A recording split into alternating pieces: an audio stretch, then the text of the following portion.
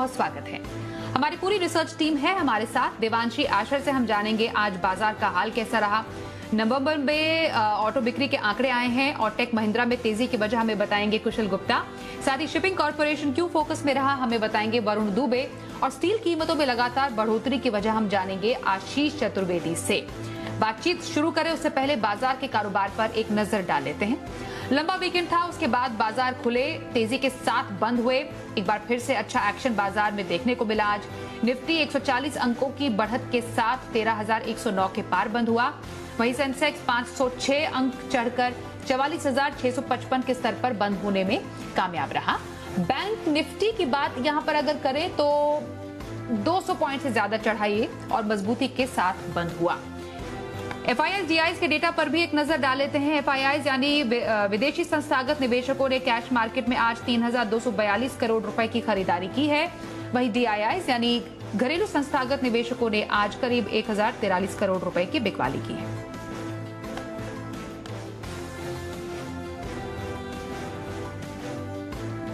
और आज के बाजार पर एडिटर्स टेक के लिए अनिल जी आपके पास हम आ रहे हैं। बाजार ने हफ्ते की शुरुआत काफी दमदार की है। निफ्टी ऑल टाइम हाई पर बंद हुआ है।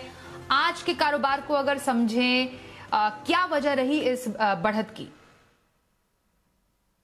3 दिनों के लंबे वीकेंड के बाद भारतीय बाजारों ने आज दिसंबर महीने की और हफ्ते की दमदार शुरुआत की और शुरुआत मजबूती के साथ हुई और मजबूती के साथ शुरुआत होने के बाद बाजारों ने पीछे मुड़कर नहीं देखा। शुरुआती घंटे में थोड़ी सी प्रॉफिट बुकिंग आई गैप से खुलने के बाद और उसके बाद धीमे धीमे जो तेजी बनती हुई दिखी, दिन के हाई पॉइंट के बेहद करीब जाकर बाजार बंद होने में कामयाब रहे। आज का दिन ऐतिहासिक था। ऐतिहासिक इस लिहाज से नहीं कि बाजार ने नया रिकॉर्ड बनाया, इंट्राडे में नहीं लेकिन क्लोजिंग बेसिस पे। जी हां, निफ्टी जो आज बंद हुआ है 13,109 पर लाइफ टाइम हाई क्लोजिंग है, अब तक का सबसे ऊंचा स्तर। और सेंसेक्स में 44,655 पर जो बंद हुआ है, ये क्लोजिंग बेसिस पर लाइफ टाइम हाई आज बनता हुआ दिखा है। बैंक निफ्टी 29,817 पर बंद हुआ, लाइफ टाइम हाई तो नहीं है क्लोजिंग, लेकिन 23 मार्च से जो लो बनने के बाद बाजारों में तेजी बनी है उसमें अब तक का सबसे हाईएस्ट लेवल है जहां पर क्लोज हुआ है। तो इससे आप एक कॉन्फिडेंस का अंदाजा लगा सकते हैं कि किस तरह से बाजार एकदम हाईएस्ट लेवल पर जाकर बंद होने की कोशिश करते हुए दिख रहे हैं। तो यहां पर एक्शन भरपूर इस तरह से तेजी का बनता हुआ साफ नजर आ रहा है। खरीदारी चौतरफा हो रही है, सेक्टोरल चर्निंग चल रही है, लेकिन ज्यादातर सेक्टर अपना पार्टिसिपेशन बाजार में देते हुए दिख रहे हैं। चाहे आप फार्मा देख ले, फिर से फॉर्म में आ गए, cement, IT, real estate, banks, सब जगह आपको थोड़ी थोड़ी खरीदारी आती दिख रही है। हल्की फुल्की प्रॉफिट बुकिंग एनबीएफसी में थी, अदरवाइज और सरकारी कंपनियां ये जो अब तक थोड़ी कम एक्शन में थी, यहां पर भी पूरी तेजी बनती हुई दिख रही। तो चौतरफा तेजी के साथ बाजार कारोबार करते हुए दिख रहे हैं। ग्लोबल संकेत बेहद मजबूत है, उसका फायदा बाजारों ने आज उठाया है। एफआईआई की दमदार खरीदारी और तकनीकी तौर पर मजबूत बाजार, ग्लोबल मार्केट्स के बेहतर संकेत, ये सब मिलकर बाजारों में जोश भर रहे हैं और वही नवंबर का मूड माहौल दिसंबर में भी आगे बढ़ता हुआ नजर आ रहा है। तो बाजार का मूड और माहौल अच्छा है। अब शिखर पर जब बाजार पहुंचे तो अनिल जी अब क्या सावधान रहने की जरूरत है, ये हम आपसे जानेंगे थोड़ी देर के बाद। स्ट्रैटेजी कल की क्या रहे, उससे पहले आज किन सेक्टर में हमने सबसे ज्यादा एक्शन देखा है वो जरा थोड़ा और डिटेल में समझते हैं हमारे सहयोगी देवांशी आशर से। देवांशी जरा बताएं, 3 दिन के बाद तो जबरदस्त एक्शन था बाजार में, लेकिन कहां सबसे ज्यादा, किस सेक्टर में सबसे ज्यादा एक्शन था? लंबे वीकेंड के बाद बाजार में आज शानदार गेन्स होते हुए दिखे। आप देखिए लो लेवल से शुरुआत होती हुई दिखी और उसके बाद निफ्टी 13,100 के पार बंद होता हुआ दिखा। निफ्टी बैंक में भी आज शानदार तेजी होती हुई दिखी। ओवरऑल आज देखा जाए तो सारे इंडाइसेस हरे निशान में ट्रेड करते हुए दिखे, लेकिन मुख्य दौर से आप देखिए जो सहारा मिलता हुआ दिखा वो बैंकिंग स्टॉक से आता हुआ दिखा। आईटी, फार्मा ये रैली करते हुए दिखे। रियलिटी स्टॉक्स फोकस में थे और ओवरऑल ऑटो पैक आज फोकस में था। आज बैंक्स की बात करें तो सरकारी बैंक्स, निजी बैंक्स दोनों से आज अच्छा एक्शन बनता हुआ दिखा है। IndusInd bank, ICICI bank, bank of India, SBI, ये सारे स्टॉक्स आज एक्शन में थे। साथ ही रियलिटी स्टॉक्स पर आप नजर कीजिए, DLF, Mahindra life space, Prestige stage, ये सारे स्टॉक्स में 6% से ज्यादा की तेजी आज की ट्रेडिंग सेशन में आती हुई दिखी। ऑटो पैक पर नजर कीजिए, आज जो ऑटो बिक्री के आंकड़े आते हुए दिखे उसके चलते मारुति, बजाज ऑटो, एमएनएम ये सारे स्टॉक्स फोकस में थे। बाकी स्टॉक्स में भी आज गेन्स थे, लेकिन जो क्लोजिंग थी वो इतनी ज्यादा शानदार नहीं दिखी। लेकिन ऑटो एंसिलरी जैसे कि जय भारत, मारुति, बॉश, मदरसन सुमी, ये सारे में अच्छे वॉल्यूम्स के साथ खरीदारी थी। टायर स्टॉक्स को इम्पोर्ट ड्यूटी जो लगने की सिफारिश है, थाईलैंड से रेडियल टायर के जो इम्पोर्ट होते हुए दिखते हैं उसके ऊपर इंपोर्ट ड्यूटी लगाने की सिफारिश थी और उसके बाद एमआरएफ, जेके टायर सब में एक्शन आता हुआ दिखा। फार्मा स्टॉक्स और आईटी स्टॉक्स आज फिर एक बार एक्शन में आते हुए दिखे। सन फार्मा टॉप गेनर था, ग्लैंड फार्मा में लगातार गेन्स है। Granules India promoter stake sale की जो खबरें हैं उसके चलते लगातार इस स्टॉक में एक्शन बनता हुआ दिख रहा है। आईटी स्टॉक आप देखें, इन्फोसिस और टेक महिंद्रा तो थे जहां पे तेजी आती हुई दिखी, लेकिन मिड कैप में एल&टी इन्फोटेक जैसे स्टॉक्स में भी आज तेजी के साथ ट्रेड होता हुआ दिखा। लाल निशान में हमने देखा कि आज जितने भी लैब काउंटर्स हैं उसमें गिरावट थी, क्योंकि कोविड के आरटी-पीसीआर टेस्ट की कीमतें अब घटा दी गई हैं गुजरात, दिल्ली जैसे शहरों में। और उसके बाद हमने देखा थायरोकेयर, मेट्रोपोलिस, डॉक्टर लाल, ये सारे स्टॉक्स में गिरावट थी। साथ ही अगर आज वायदा बाजार की बात करें तो Manappuram finance, IGL, Shriram transport, Nestle जैसे स्टॉक्स थे जहां पे फ्रेश मंदी की पोजीशन आज की ट्रेडिंग सेशन में होती हुई दिखी है। लेकिन ओवरऑल अगर आप देखें तो आज गेन्स ही होते हुए दिखे हैं ब्रॉडर मार्केट्स में। जी बिजनेस के सुपर हिट कॉल्स आज फोकस में है, जहां पे गुजरात फ्लोरोकेमिकल्स, यहां पे आज आपको एक्सक्लूसिव खबर भी मिली थी सुबह, और साथ ही सिमिजी की रिकमेंडेशन भी थी। एसीसी, टेक महिंद्रा, ये दोनों स्टॉक्स पर आज आपको रिकमेंडेशन मिली थी। एनबीसीसी भी आपको भसीन जी ने रिकमेंड किया था। इसके अलावा यूपीएल और सन फार्मा भी आज आपको सुबह ही रिकमेंड किए गए थे। तो ये सारे स्टॉक्स थे जो आज आपको कमाई करके गए हैं। लेकिन ओवरऑल ब्रॉडर मार्केट्स देखे तो आज शानदार तेजी निफ्टी बैंक दोनों में होते हुए देखी। शुक्रिया देवांशी। सेक्टर स्पेसिफिक जानकारी देने के लिए हमारे आज के खास एक्सपर्ट विकास सेठी, इनका अब रुख करते हैं। विकास जी, बाजार एट ऑल टाइम हाई, क्या खास है इस बाजार में, और क्या जो बाजार अपना ये की जो बढ़त है वो क्या बरकरार रख पाएगा, मोमेंटम जारी रखेगा क्या? ये पहला सवाल आपसे। दूसरा सवाल वही होगा, इंट्राडे कल के लिए खरीदारी करने का अगर मौका हो तो कहां पर आप सलाह देंगे, और हफ्ते भर की खरीदारी पोजिशनल व्यू कहां पर रखें? बिल्कुल स्वाति, देखिए बाजार में एक जबरदस्त तेजी का माहौल बना हुआ है और होना भी चाहिए, बिकॉज जिस तरह की एफआईआईज की खरीदारी चल रही है, ऑन एन एवरेज रोज की 3-4 हजार करोड़ की बाइंग रहती है। पिछले हमने नवंबर के महीने में आज तक की सिंगल मंथ में सबसे बड़ी खरीदारी के फिगर्स एफआईआईज के देखे। फिर इंटरनेशनल क्यूज भी काफी पॉजिटिव है, कोरोना को लेके भी कुछ पॉजिटिव अनाउंसमेंट्स आ रहे हैं वैक्सीन मिलने के। तो इन सबको देखते हैं मुझे लगता है ये जो तेजी अभी चल रही है आगे भी कंटिन्यू रहेगी। हालांकि थोड़ा कॉशियस रह के क्वालिटी के साथ ही रहना चाहिए, हर कोई शेयर नहीं खरीदना है, क्वालिटी के साथ जाना है। But you should be long in this market यहाँ से भी और अच्छे लेवल्स और अच्छी तेजी कर सकता है। तो I would be bullish on the market and would recommend investors to be buying into this market, but look for quality. और जहां तक कल के लिए खरीदारी करने का सवाल है, मेरा कल का पिक रहेगा आईटी स्टॉक विप्रो। मुझे लगता है बहुत दिन की सुस्ती के बाद इस स्टॉक में आज थोड़ी चाल नजर आई है, बट ये स्टॉक अब बिल्कुल अच्छा करना चाहिए। तो कल के लिए इस स्टॉक में मेरा 362 रुपए का टारगेट रहेगा, स्टॉप लॉस रहेगा 347 रुपए का। इसके बायबैक का भी जो रिकॉर्ड डेट है वो शायद 11 दिसंबर की है। 400 रुपए में कंपनी बायबैक भी अनाउंस कर चुकी है। मुझे लगता है ये स्टॉक यहाँ से अच्छा कर सकता है, तो ट्रेडिंग पिक कल के लिए विप्रो रहेगी। और जहां तक पोजिशनल स्टॉक का सवाल है, मेरा जो पोजिशनल रूप में खरीदारी करने का स्टॉक रहेगा bank of India. Banking sector बहुत ही अच्छा कर रहा है पिछले कुछ दिनों से, और खास करके जो पब्लिक सेक्टर बैंक है जो कि छोटी प्राइस वाले बैंक है, जैसे bank of Baroda, bank of India, Canara bank, PNB, इन सब में शानदार तेजी का रुख बना हुआ है। मुझे लगता है जो भी इनके जो नतीजे है सितंबर क्वार्टर में काफी सुधार नजर आया। खास करके अगर आप बैंक ऑफ इंडिया को देखेंगे तो सितंबर तिमाही के नतीजे में प्रॉफिट्स में भी अच्छी ग्रोथ दर्ज करी है। फिर एसेट क्वालिटी में बहुत अच्छा सुधार आया है। और फिर इसके लिए एक और बड़ा ट्रिगर हो सकता है ये जो फ्यूचर रिटेल की जो डील हुई है रिलायंस के साथ, तो वहां पे इनका 5,750 करोड़ का एक्सपोजर है आउट ऑफ द 12,000 करोड़ का जो एक्सपोजर सभी बैंकों का उसमें।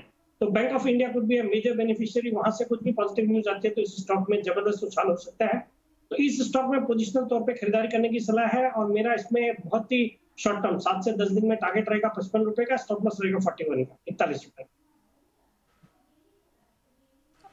जी, तो एक दिन की खरीदारी विप्रो में करने की सलाह इंट्राडे पिक है विकास सेठी जी की, और हफ्ते भर की खरीदारी बैंक ऑफ इंडिया में करने की सलाह हफ्ते भर की खरीदारी पोजिशनल व्यू में वो दे रहे हैं। चलिए, इस बीच आज नवंबर में ऑटो बिक्री के आंकड़े भी सामने आ गए हैं। नवंबर में किस कंपनी ने ज्यादा गाड़ियां बेची हैं, किसकी कम बिकी हैं, ये पूरी डिटेल्स हम जानते हैं हमारे सहयोगी कुशल गुप्ता से। कुशल, जरा बताएं नवंबर के ऑटो बिक्री के आंकड़े क्या कहते हैं? जी, तो ज्यादातर ऑटो कंपनियों के नवंबर बिक्री आंकड़े जो है बेहतर साइड पर रहे। इनफैक्ट अगर आप टू व्हीलर स्पेस की बात करें तो सभी कंपनियों ने काफी बेहतर साइड पर प्रदर्शन किया अब तक, जिसमें बजाज ऑटो आप देखिए हमारा अनुमान 3,75,000 यूनिट्स का था, उसके मुकाबले कंपनी जो है ऑलमोस्ट 3,85,000 यूनिट्स बेचने में सफल रही। साथ ही टीवीएस मोटर्स की भी 25% का उछाल के साथ ऑलमोस्ट 3,11,500 यूनिट्स कंपनी ने रिपोर्ट किया। हमारा जो अनुमान था वो केवल 2,75,000 यूनिट्स का था। यही नहीं, आयशर मोटर्स की जो रॉयल एनफील्ड है उन्होंने भी अनुमान से बेहतर प्रदर्शन किया। 62,000 के मुकाबले करीब 63,800 यूनिट्स ये बेचने में सफल रहे। साथ ही पैसेंजर व्हीकल्स की अगर आप बात करें तो वहां पर अनुमान से थोड़ा सा कमजोर प्रदर्शन मारुति सुजुकी का आता हुआ दिखा। हमारा अनुमान 1,69,000 यूनिट्स का था, उसके मुकाबले कंपनी केवल 1,53,223 यूनिट्स बेचने में ही सफल रही। वहीं महिंद्रा एंड महिंद्रा का अनुमान से बेहतर साइड पर प्रदर्शन था, जहां पर 36,800 यूनिट्स हमारा अनुमान था, उसके मुकाबले कंपनी ने ऑलमोस्ट 32,000 माफ कीजिएगा, जहां पर 30,000 यूनिट्स हमारा अनुमान था, उसके मुकाबले कंपनी जो है 32,726 यूनिट्स बेचने में सफल रही। एस्कॉर्ट्स के भी नंबर्स अच्छे थे, 33% का उछाल इनके बिक्री आंकड़ों में दिखा। और अंत में सीवी स्पेस की अगर आप बात करें तो वहां पे अशोक लेलैंड और साथ ही आयशर मोटर्स का जो वीसीवी डिवीजन है, दोनों के काफी बेहतर साइड पर प्रदर्शन रहा, जिसपे अगर आप आयशर मोटर्स की स्पेसिफिकली बात करें तो 3650 यूनिट्स का हमारा अनुमान था, उसके मुकाबले कंपनी जो है ऑलमोस्ट 3710 यूनिट्स बेचने में सफल रही। तो ओवरऑल अगर आप देखेंगे तो टू व्हीलर्स और साथ ही सीवी स्पेस यहां पर अनुमान से काफी बेहतर साइड पर प्रदर्शन देखने को मिला। शुक्रिया कुशल, ऑटो बिक्री के आंकड़ों पर हमें जानकारी देने के लिए। तो ओवरऑल देखा जाए तो अच्छे रफ्तार में ही दिखे हैं ऑटो बिक्री के आंकड़े नवंबर के। आगे बढ़ते हैं, एक और शेयर जो कि काफी ज्यादा फोकस में रहा, शिपिंग कॉर्पोरेशन 13% चढ़ा है महज एक हफ्ते में। क्यों फोकस में है शिपिंग कॉर्पोरेशन, ये समझना जरूरी है और तेजी के ट्रिगर्स इसके क्या हैं, वरुण दुबे से जानते हैं। वरुण जरा बताएं, शिपिंग कॉर्पोरेशन में तेजी के ट्रिगर्स क्या हैं? देखिए, शिपिंग कॉर्पोरेशन में केवल आज ही नहीं बल्कि पिछले 7 दिनों में करीब 13-14% के आसपास की रैली हुई है। इसके काफ़ी सारे कारण हैं, लेकिन सबसे बड़ा कारण है इस कंपनी का विनिवेश। सरकार इस कंपनी में अपना 63% हिस्सा जो है उसको बेचना चाहती है, जिसके लिए सरकार ने रोड शो भी शुरू कर दिए है और सरकार को रिस्पांस भी अच्छा मिला है। 8 से 9 कंपनियां ऐसी है जिन्होंने दिलचस्पी जताई है। इसमें कुछ कंपनी नॉर्वे की है, कुछ साउथ कोरिया की भी कंपनी है, लेकिन जो ऑब्वियस नाम सामने आ रहे हैं उसमें एक तो वेदांता का है, दूसरा दुबई की डीपी वर्ल्ड नाम की कंपनी है जिसने कहीं ना कहीं इंटरेस्ट जताया है। हालांकि जो एक्सप्रेशन ऑफ इंटरेस्ट है उसका खुलासा सरकार कुछ समय बाद करेगी, लेकिन सरकार इस पूरे स्टेक सेल से करीब 1600 से 1700 करोड़ जुटाना चाहती है, जिसके लिए सरकार को काफ़ी बेहतरीन रिस्पांस भी मिल रहा है। इसके अलावा अगर आप देखें तो हमने आपको कुछ दिनों पहले भी बताया था कि बाल्टिक ड्राई इंडेक्स कैसे निचले स्तर से वहाँ रिकवरी देखने मिली है, उसका इम्पैक्ट है। वहीं शिपिंग कॉर्पोरेशन के नतीजे भी अच्छे आए थे। इसके लिए आप देख रहे हैं कि पिछले कुछ दिनों से शिपिंग कॉर्पोरेशन में तेजी है। इसके अलावा बाकी जो शिपिंग स्टॉक्स है उनमें भी भरपूर तेजी देखने मिली है। शुक्रिया वरुण, एससीआई में तेजी के ट्रिगर्स बताने के लिए। आगे बढ़े उससे पहले विकास जी, मैं आपसे इनफैक्ट ऑटो सेल्स जिसके आंकड़े हमने दिखाए उस पर राय लेना चाहूंगी। ऑटो सेक्टर में कौन सा पसंदीदा शेयर है आपका और आंकड़ों से क्या लग रहा है आपको, क्या करना चाहिए शेयर में, खरीदारी करें? बिल्कुल स्वाति, बहुत ही शानदार प्रदर्शन रहा है ऑटो सेक्टर का। पिछले कुछ महीनों से जबरदस्त मंथ ऑन मंथ सेल्स के नंबर्स आए हैं, फेस्टिव डिमांड भी बहुत अच्छी रही है। हालांकि मैंने कई बार पहले भी रिकमेंड करा है, जो टू व्हीलर सेगमेंट से मैंने हीरो मोटोको को, बजाज ऑटो को हमेशा से रिकमेंड करा है, तो वो स्टॉक्स तो मुझे पसंद आते ही हैं।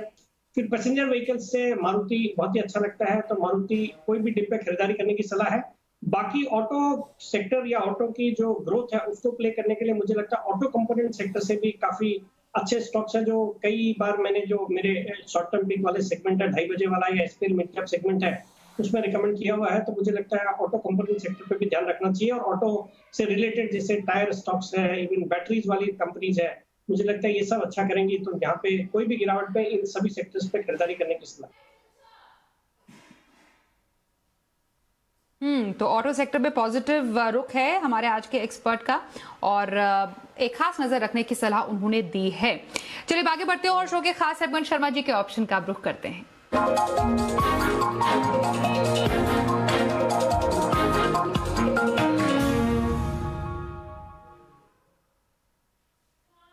एचडीएफसी सिक्योरिटीज के वीके शर्मा जी हमारे साथ फोन लाइन पर हैं। शर्मा सर, बहुत स्वागत है एक बार फिर से शो में।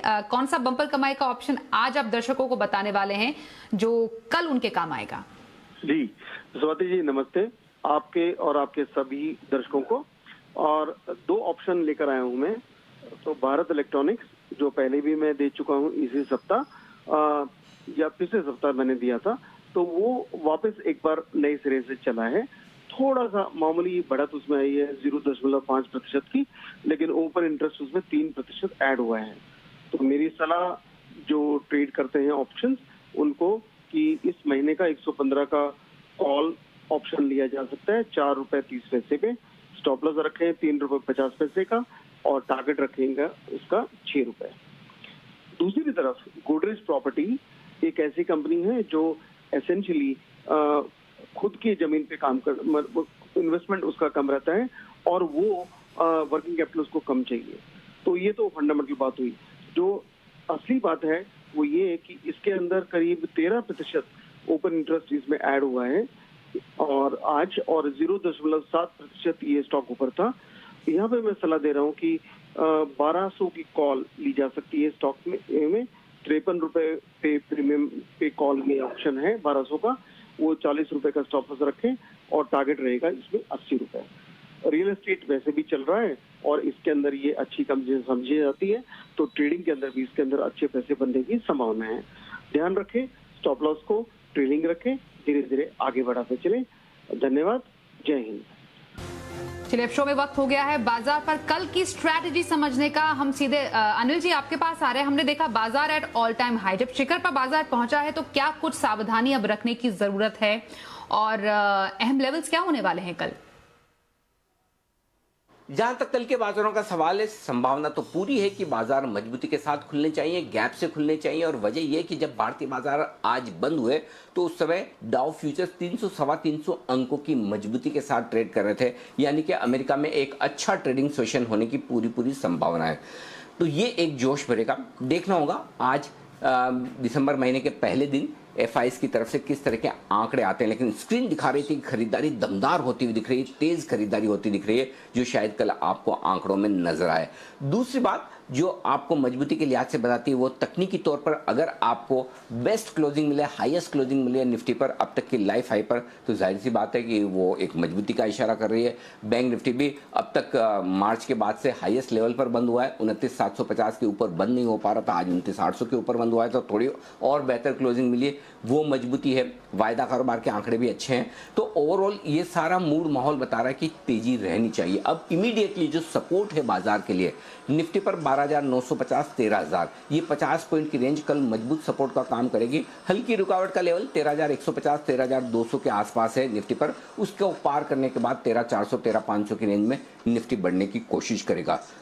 जहां तक बैंक निफ्टी का सवाल है, 29,400, 29,500 बैंक निफ्टी पर तुरंत एक मजबूत सपोर्ट के तौर पर आपको कल नजर आएगा। और एक बार 30,000, 30,200 की रेंज है जहां तक बैंक निफ्टी जाने की कल कोशिश कर सकता है। उसके बाद ये निकलने पर आप 30,400, 500 की रेंज में भी बैंक निफ्टी को जाते हुए देखेंगे। और एक बार 30,000 के पार निकल कर टिका बैंक निफ्टी, तो फिर बैंक निफ्टी के लिए भी लाइफ टाइम हाई जो 32,600 के आसपास की रेंज है वहां जाने की कोशिश होगी। ऑलरेडी बैंक निफ्टी के मुकाबले में उतना बेहतर प्रदर्शन नहीं कर पाया। निफ्टी लाइफ टाइम हाई बना रहा है 12,430 से। आप देखिए लगभग 800 पॉइंट चढ़ चुका है। वहीं बैंक निफ्टी अपना लाइफ टाइम हाई 32,600 से अब भी करीबन 2800 पॉइंट दूर है। तो बैंक निफ्टी की जो पिछड़न है वो अब कम होती हुई नजर आएगी और हो सकता है आने वाले समय में बैंक निफ्टी आपको और बेहतर प्रदर्शन करने की कोशिश करता हुआ दिखाए। तो वहीं से आपको मजबूत सपोर्ट भी आने की पूरी संभावना है। तो ओवरऑल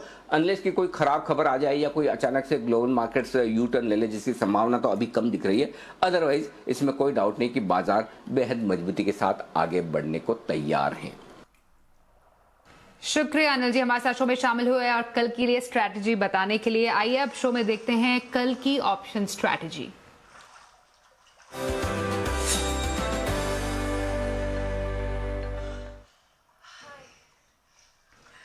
ऑप्शन की स्ट्रैटेजी बताने के लिए हमारे साथ एक्सिस सिक्योरिटीज के राजेश पालविया हैं। राजेश जी बहुत स्वागत है आपका शो में। कहां पर कल मौके बन रहे हैं ऑप्शन में?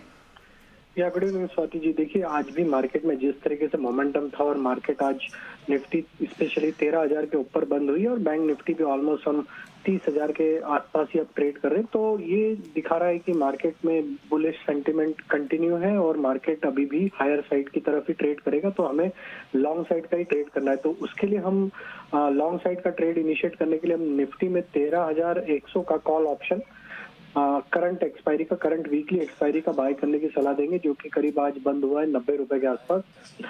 इसमें 65 रुपीज का स्टॉप लॉस लगा लें और 140 के टारगेट हमें लगता है कि इसमें देखने को मिलेंगे कल के सेशन में, क्योंकि मार्केट में जिस तरीके से आज 13,000 के ऊपर मार्केट क्लोज हुआ है, ये दर्शाता है कि मार्केट में यहाँ से अब 100-150 पॉइंट का निफ्टी का बहुत शार्प अप मूव यहाँ से बनते हुए दिखना चाहिए और यहाँ से मार्केट में हमें 13,150, 13,200 तक के टारगेट आते हुए दिखना चाहिए। तो ये 13,100 का कॉल ऑप्शन बाय करने की सलाह देंगे कल के सेशन के लिए।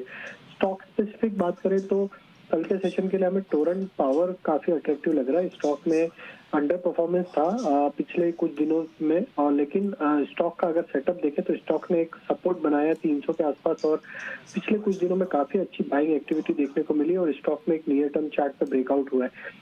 करीब 317-318 के आसपास क्लोज हुआ, इसमें बाय करने की सलाह देंगे। हमें लगता है कल के सेशन में इसमें 330 तक के टारगेट आते हुए दिखना चाहिए, तो 313 के स्टॉप लॉस से टोरेंट पावर बाय करने की सलाह रहेगी। शुक्रिया राजेश जी हमारे साथ शो में शामिल होने के लिए और कल के लिए ऑप्शन स्ट्रैटेजी बताने के लिए। विकास जी शो में आपके पास आ रहे हैं और लॉन्ग टर्म स्ट्रैटेजी कहां रखी है बताएं। बिल्कुल स्वाति, लॉन्ग टर्म के लिए जिस स्टॉक का आज मैंने चुना है उस स्टॉक का नाम है एनसीसी, नागार्जुना कंस्ट्रक्शन कंपनी। एक बेहतरीन क्वालिटी की इंफ्रास्ट्रक्चर कंपनी है। स्टॉक का अभी भाव चल रहा है 44 रुपए के आसपास। मुझे लगता है जिस तरह के फंडामेंटल्स है इस कंपनी के, बहुत ही सॉलिड फंडामेंटल्स है, एक अच्छी ऑर्डर बुक है, रेगुलर इंटरवल पे ऑर्डर्स मिलते रहते हैं, फिर बैलेंस शीट की क्वालिटी बहुत अच्छी है, डेट लेवल्स भी, एक इंफ्रास्ट्रक्चर कंपनी होते हुए भी डेट लेवल्स बहुत ही मैनेजेबल है, फिर आरओई जो भी रिटर्न रेशियोज है वो भी काफी अच्छे हैं। और मुझे लगता है जिस तरह से सरकार का फोकस है इंफ्रास्ट्रक्चर के ऊपर, और अब हाल के दिनों में हमने देखा इंफ्रास्ट्रक्चर सेक्टर में भी एक अच्छी चाल नजर आ रही है, तो मुझे लगता है इस स्टॉक को करंट लेवल्स पे बिल्कुल खरीदना चाहिए। आने वाले 9 से 12 महीने में मेरा इस स्टॉक में 75 रुपए का टारगेट है। तो 9 से 12 महीने की खरीदारी लंबी अवधि में एनसीसी में करने की सलाह हमारे आज के एक्सपर्ट विकास सेठी की। विकास जी बहुत बहुत शुक्रिया आपका, आप हमारे साथ शो में शामिल हुए, साथ ही हमारे